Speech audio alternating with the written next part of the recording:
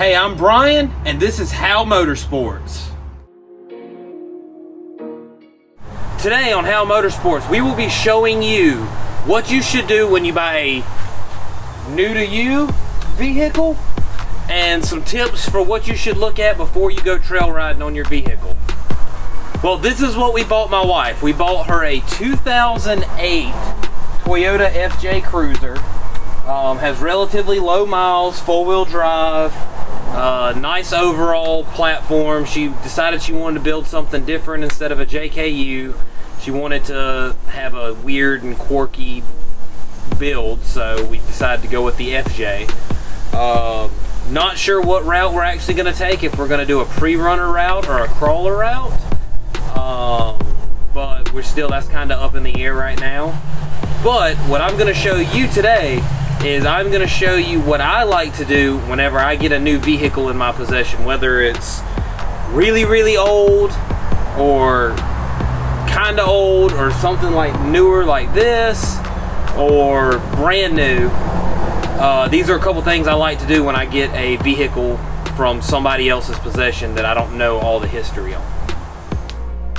So the first thing I always do, no matter what I do when I get a vehicle, is I give it a good service. So this is the FJ that we just purchased, and the first thing I did as soon as I got this is it had very good service records of everything that's been done with it, but I don't trust really anyone when it comes to stuff like that. So the first thing I did was I put new spark plugs in it, new air filter, new oil filter, and did an oil change.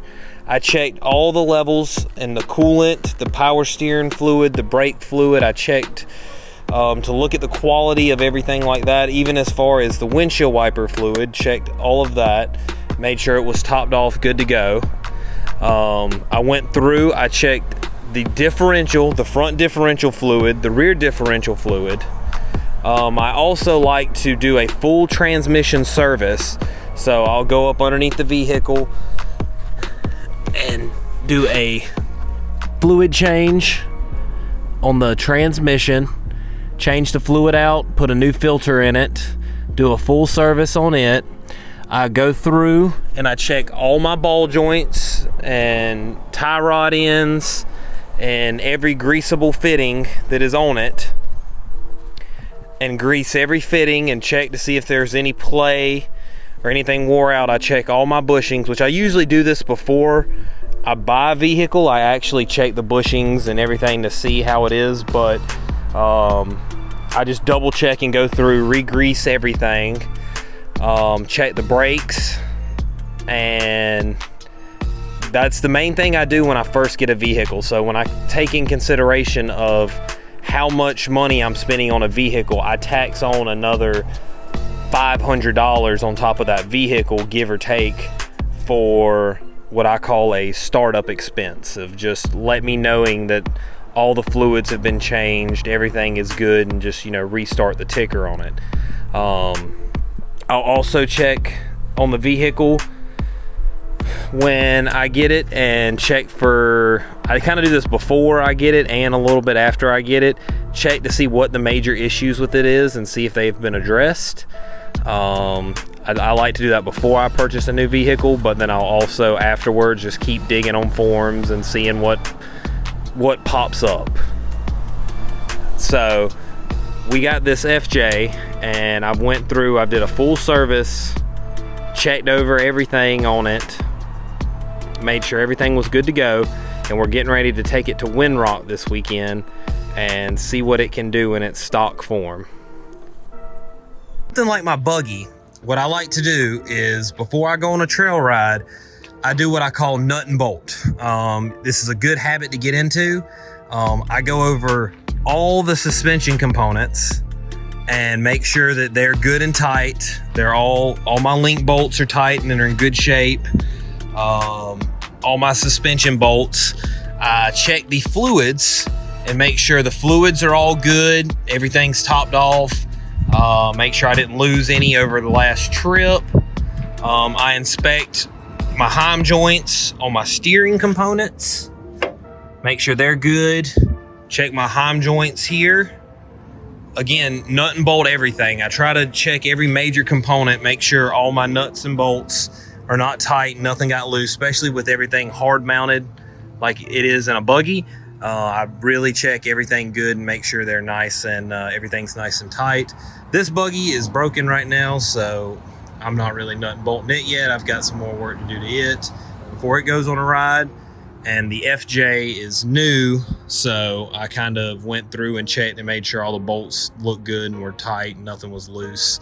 But mainly on my off-road rigs, before every trip, that is something I like to do, is nut and bolt everything. Just check all your suspension components and everything and make sure everything's good and tight.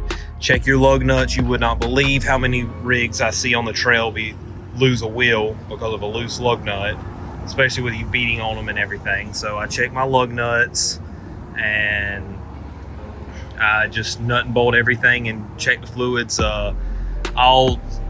I get in the habit of, I change my oil almost every time I go wheeling. It's not necessary, but I only go wheeling about once a month, once every other month. And usually every time I'm taking my rig out, my buggy, I'm really rough on it. So, and I usually flip it and or something gets tore up on it. So I try to change the oil every time I go out or every other time I go out. So that's what I do on buggies to make sure they're good to go and ready. And like my off-road rigs, I just like to check over everything and make sure that everything's good to go. And there's no like U-joints that are about to go bad, or like right here, I can show y'all, this is one. My U-joint, if you can see right, come on, focus camera. Right here, this U-joint is sitting in here really loosely.